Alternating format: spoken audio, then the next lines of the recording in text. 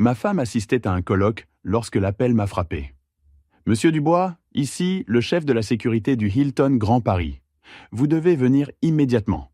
C'est au sujet de votre épouse. » Le café s'est figé à mi-versée. Son ton n'était pas inquiet. C'était celui du confinement, celui qu'on entend avant qu'une vérité n'explose. J'ai attrapé mes clés et pris l'A6 en pilote automatique. La matinée était grise, brume française effaçant les contours. J'ai appelé Laurence. Messagerie. Rappelé. Pareil. Le GPS répétait « Dans 22 km, prenez la sortie 13 ». Mon pied s'enfonçait sans que j'y pense. Ce n'était pas de la colère. C'était ce savoir sombre que quelque chose ne va déjà plus. Je me suis garé et suis resté là, moteur tournant. Sortir allait rendre tout réel. Le hall était trop lumineux, trop froid. Marbre, composition florale sans odeur. Les uniformes ressortaient. Sécurité. 2 flics. À la réception, un jeune homme a levé les yeux. « Monsieur Dubois ». Un homme en costume m'a fait signe. « Si vous voulez bien me suivre ». Dans l'ascenseur, silence. Couloir interminable. Celui qui attendait portait une veste sobre, badge à la ceinture, gants en nitrile. Inspecteur Laroche. Voix basse, posée. Pas de poignée de main. Il s'est arrêté devant une porte. Chambre 927. La chambre de votre épouse. Il a glissé la carte. Voyant vert. Serrure cliquée. Ma vie passait par cette fissure. La chambre était trop propre. Lit fait, rideau à moitié ouvert, badge du colloque avec le nom de Laurence, et à côté, une grande enveloppe Kraft.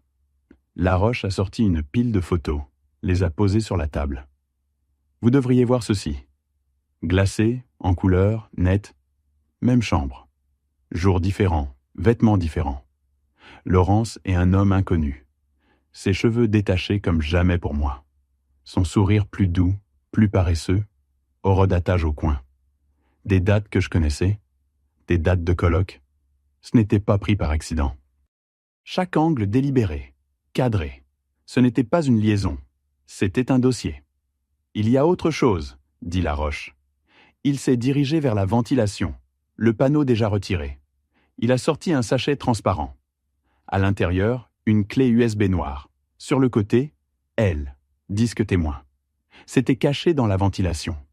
Pas quelque chose que le service de chambre trouverait. Elle n'avait pas caché ça sous un lit. Elle l'avait caché dans l'air. Ce n'était pas censé être oublié. C'était censé me survivre. Je ne suis pas rentré directement. Parking souterrain, niveau 3. Moteur arrêté.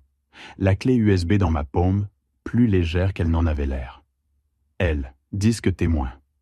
Témoin de quoi? De la version de moi qu'elle construisait pendant que je tondais la pelouse? Notre dernier dîner. Plat chinois, canapé, elle scrollait ses emails. Colloque le mois prochain. Je serais peut-être parti quelques jours. J'avais répondu, fais ce que tu as à faire. La trahison ne fracasse pas la porte. Elle se glisse. Elle murmure. Je suis rentré. Direction le bureau. Clé USB dans le port. Pas de mot de passe, juste des dossiers. Colloque 1, colloque 2, colloque 3. J'ai ouvert le premier. J'ai pris mon téléphone, ouvert nos messages. Dîner de conseil prolongé. Je suis épuisé, je t'aime. Même nuit. Fichier vidéo, CMIS, chambre 927, 22 heures. J'ai cliqué. Même chambre, mais du mouvement. Son rire, bas et différent. L'épaule d'un homme. 2 verres. Pause. Fichier suivant. Autre nuit, autre angle. Une vie où je n'existais pas.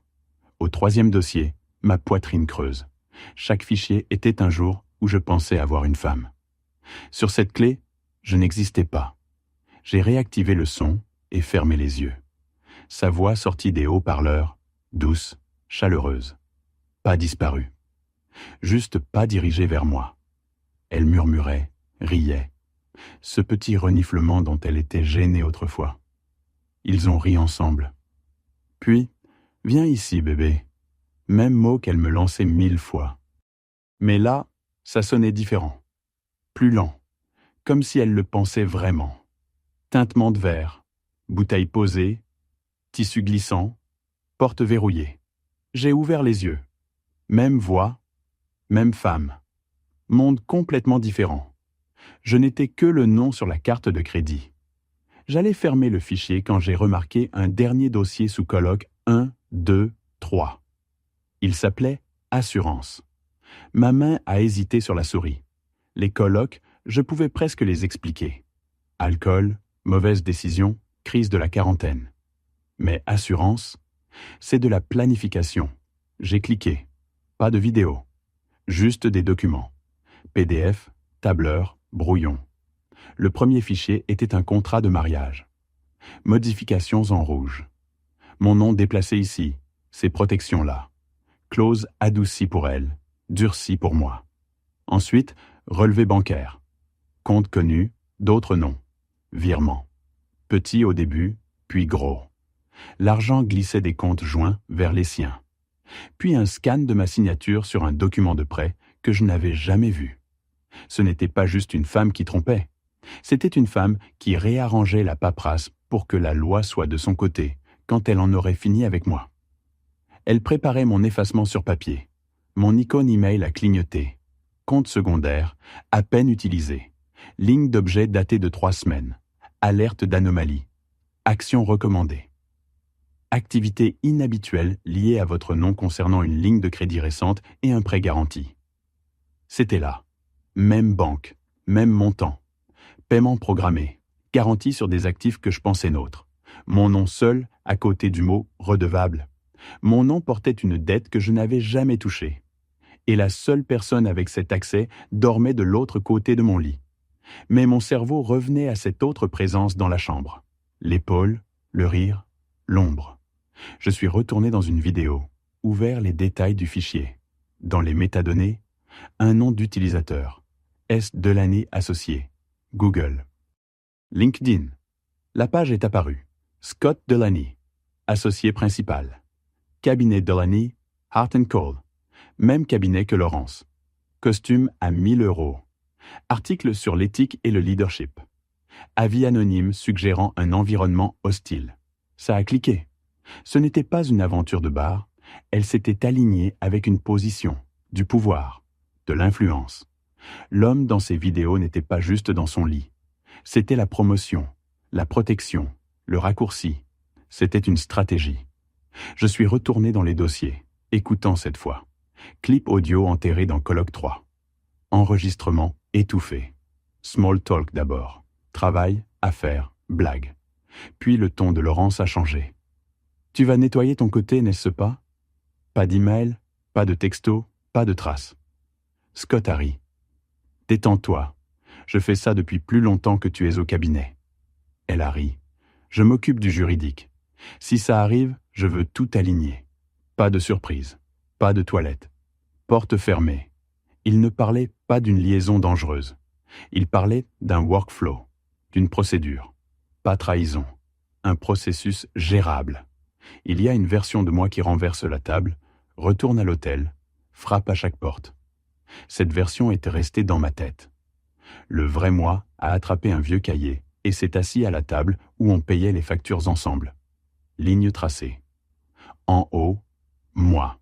En dessous, date de colloque, charge sur nos cartes, nom de fichier, brouillon de contrat, document de prêt. Chaque nuit où elle avait dit « Je suis crevé », marqué d'un X, relevé bancaire du dossier assurance posé à côté des miens. Virement, montant, nouveau compte. L'histoire cessait d'être émotionnelle. Elle devenait structurelle. Mon téléphone a vibré. Numéros inconnus. Un d'elle. Je l'ai retourné, coupé la sonnerie. La colère veut du bruit, des erreurs qu'ils peuvent utiliser. Je n'allais pas lui donner ça. La colère rend aveugle. J'ai choisi de voir, et ça m'a frappé. Elle ne se cachait pas juste de moi. Elle se cachait de la loi. Ce n'était pas un mariage. C'était une scène de crime. Si je voulais survivre, je ne pouvais pas agir comme un mari. Je devais penser comme un témoin. J'avais besoin de quelqu'un qui parlait métadonnées et sauvegarde. Daniel. On avait travaillé ensemble il y a des années. Lui en IT, moi sur les chantiers. Maintenant en cybersécurité. J'ai appelé. Michel, ça fait un bail. T'es occupé? Pause. Ça dépend. Tu vas bien? Pas vraiment. Situation numérique. J'ai besoin d'yeux de confiance. On s'est rencontrés dans un café. J'ai glissé la clé USB sur la table. Il l'a retournée. Elle, disque témoin. La plaisanterie a disparu de son visage. Voyons ce qu'elle pensait que tu ne trouverais jamais. Daniel n'a pas branché la clé sur son laptop. Règle numéro 1. On ne fait confiance à rien qui pourrait être piégé. Petite boîte noire sur la table. Clé USB dedans. Ligne de texte sur son écran. Date de création, modification, ID, utilisateur. Il a cliqué vite, puis ralenti. Tu vois ? Fichier copié depuis un laptop chez toi. Modifié depuis une IP différente. Cette IP, c'est le cabinet. Aperçu miniature. Bras de Laurence, main de lui, porte, bouteille. Quelqu'un a nettoyé son côté. Supprimé des trucs mais pas effacé l'historique. Cette clé, c'est la source originale. Horodatage complet, log d'édition, tout. La culpabilité laisse des empreintes dans le code. Pour la première fois, je n'étais plus sur la défensive. Si elle est aussi organisée ici, elle a une trace cloud. Les gens comme ça détestent perdre le contrôle. Réinitialisation de mots de passe. Email de récupération. Petites brèches invisibles. Avec mes infos et quelques astuces, il nous a fait entrer dans une ancienne sauvegarde. Compte professionnel et personnel. Soudain, plus juste des chambres d'hôtel. Son agenda. Réunions internes s'alignant avec ses colloques. Appel privé avec la conformité. Suivi RH. Mots-clés. Stratégie, exposition. Message entre elle et Scott. Jamais sexe, jamais amour. Juste influence, timing, couverture. Brouillon d'email. Si ça explose, je dois m'en sortir proprement. Tu sais à quel point ma situation domestique est compliquée. Situation domestique ? Moi, 30 ans, réduise à une situation à contourner. Plus loin, note non envoyée à elle-même. Point clé sur quoi dire si je découvrais. Mots clés, déviation, manière de me faire douter de ma mémoire. Elle avait tout archivé. Les mensonges, l'influence, la route de sortie. La seule chose qu'elle n'avait pas sauvegardée, une version où mon âme ne se faisait pas arracher. Une fois qu'on voit assez de traces numériques, on veut quelque chose qu'on peut tenir. Papier, encre. J'ai appelé l'hôtel. Demandé des factures détaillées pour le séjour de ma femme. Ce n'était pas un mensonge. Quelques heures plus tard, PDF dans ma boîte mail. Charge de chambre, date, heure. Minibar à 22h42. Service en chambre pour 2. Film en nocturne. Même nuit que les vidéos. Daniel a sorti l'agenda du colloque. Horaire de panel, séance, dîner. On a tout étalé sur ma table. Email, relevé, capture d'écran. 2 mondes, même date.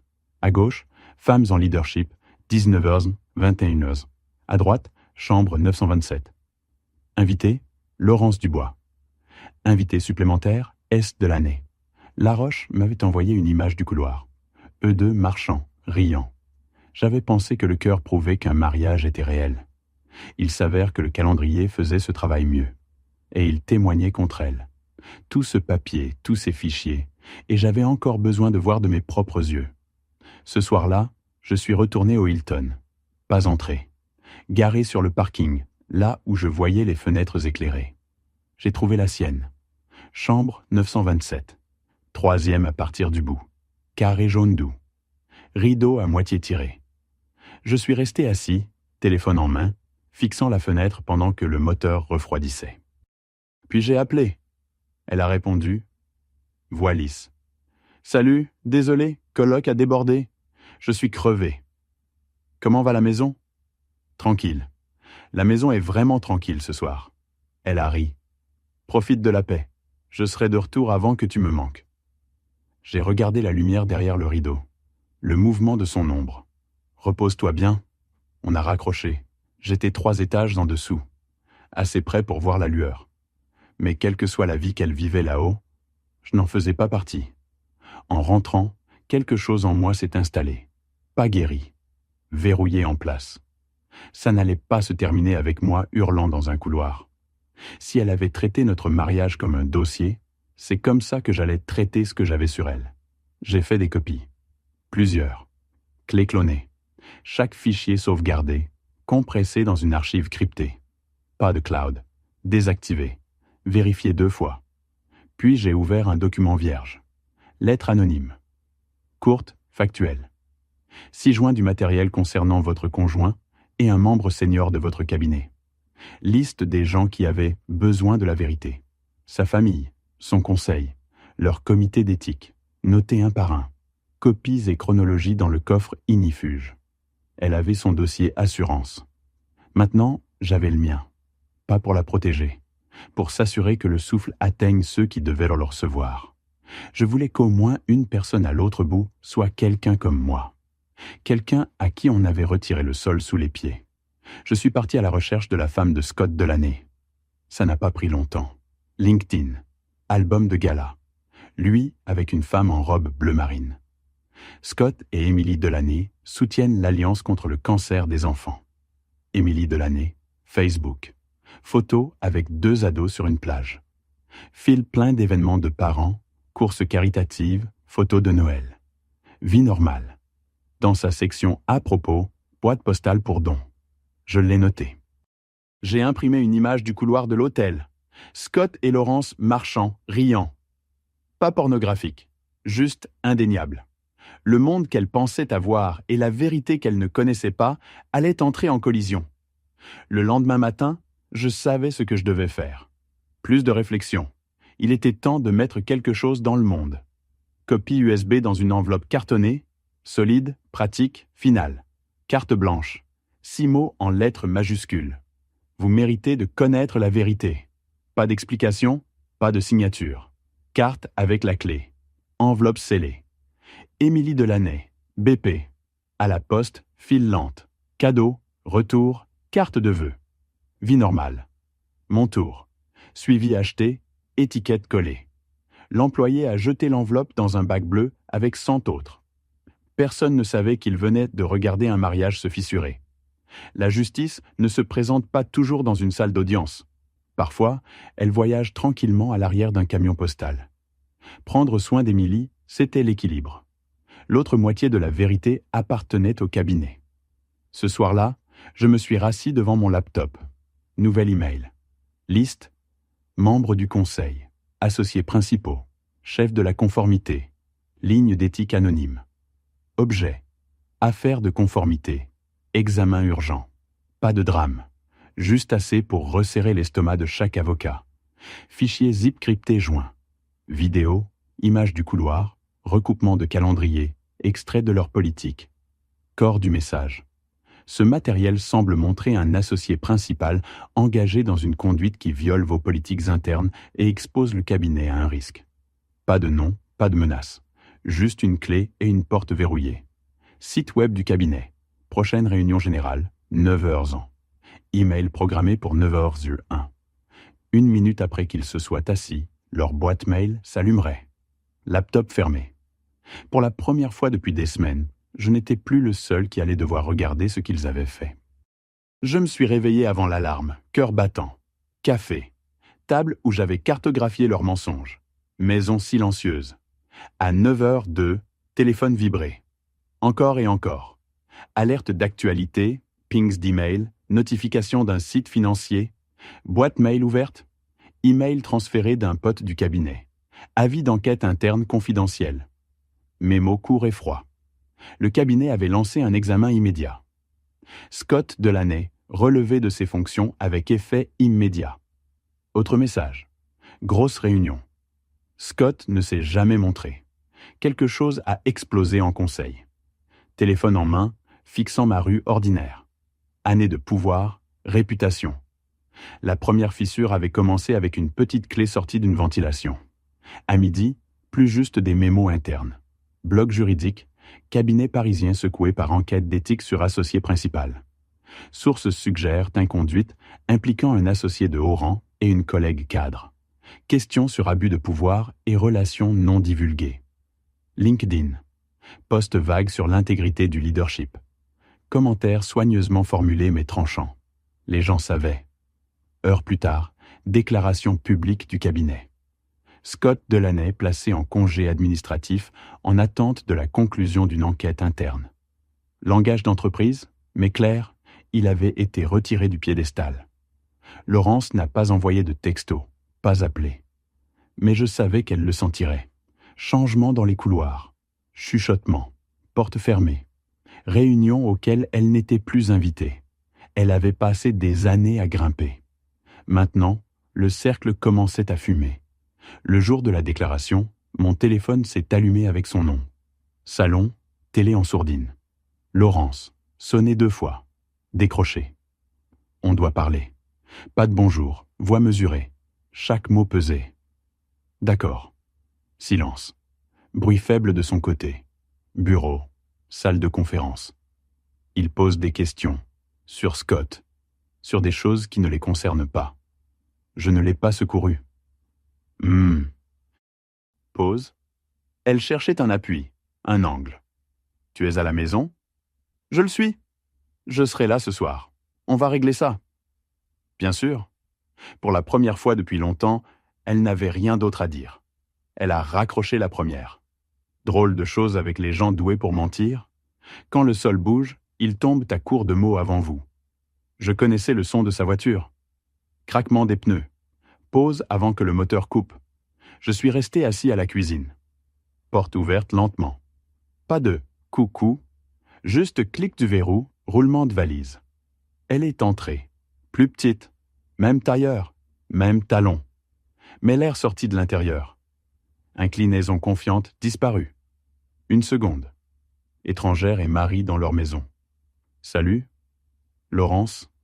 Valise droite. Doigt sur la poignée. Prête à courir. Le travail est un bordel. Accusation. Les gens paniquent. Tout est déformé.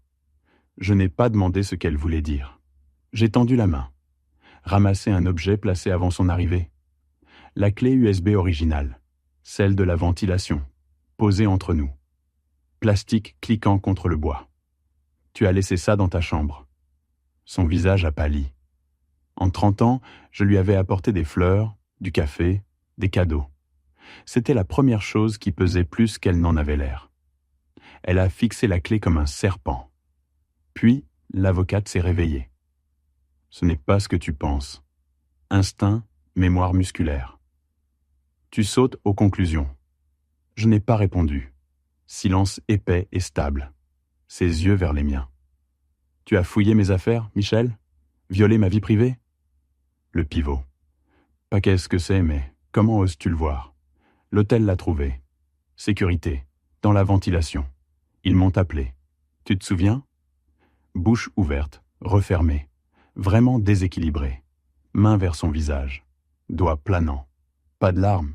Juste le geste. C'est compliqué. Tu ne comprends pas les pressions. Le travail. Scott. Les dossiers. Tu as raison. Je ne comprenais pas. Sa gorge a travaillé. Rien d'utile. Le truc avec les preuves, elle se fiche de savoir à quel point tu es doué pour avoir l'air blessé. Aucune quantité de presque larmes ne peut réécrire ce qui est sur cette clé. Il y a une partie de chaque homme qui veut se décharger. J'ai laissé cette partie rester assise. Je suis allé au comptoir, ramasser le dossier, ramener à la table. Pages posées une par une. Mars. Message. Je vais m'écrouler. Facture d'hôtel. Service pour 2. Image fixe. Elle et Scott. Avril. Agenda. Charge. Photo. Elle regardait mes mains, pas les papiers. Relevé bancaire, virement, prêt avec ma signature falsifiée, contrat avec ligne rouge. Son côté. Ce n'est pas juste toi couchant avec quelqu'un. C'est de la structure, de la planification. Voix calme. Ce n'est pas une liaison, Laurence. C'est de l'architecture. Tu concevais une version de ma vie où j'étais effacé. Elle n'a pas tendu la main, n'a pas nié, les a fixés, mâchoire serrée, petite ligne entre ses sourcils. Qu'est-ce que tu veux, Michel? L'argent? La maison? J'ai ri. Je veux le calme. Une vie où je ne suis pas un idiot. Mon nom pallié à des dettes. Ma dignité. Sois réaliste. Je le suis. Tu n'as pas juste perdu ton partenaire. Tu as perdu la seule personne qui croyait encore que tu valais mieux. Droit dans les yeux. Tu viens de perdre la seule chose que tu ne peux pas racheter. Moi? Pas de réplique. Elle a dormi dans la chambre d'amis. Le matin, téléphone vibré. Email du cabinet. Scott Delaney a présenté sa démission. alerte d'actualité. Ping. Ta femme ne travaillait pas avec ce type? Couloir, sa porte, son téléphone se déclenchant. Elle est entrée, visage pâle. Chaque ligne était un centimètre de sol disparaissant. Le cabinet avait été son autre mariage. Maintenant, celui-là aussi la quittait. L'après-midi, Jean, pull. Valise, poignet levé. C'est toi, tu as fait exploser ma vie. Non, c'est toi. Ne me manipule pas. J'ai montré ce que vous avez fait. J'ai juste allumé les lumières. Peur scintillant. Tu m'as détruite. Tu t'es détruite. Valise tirée. Porte ouverte. Valise claquant. Je n'étais pas son bourreau. J'étais l'homme qui avait arrêté de prétendre que le noir était plus sûr. Je n'ai pas pris de revanche. J'ai donné à la vérité un interrupteur. Quelques jours après, téléphone sonné.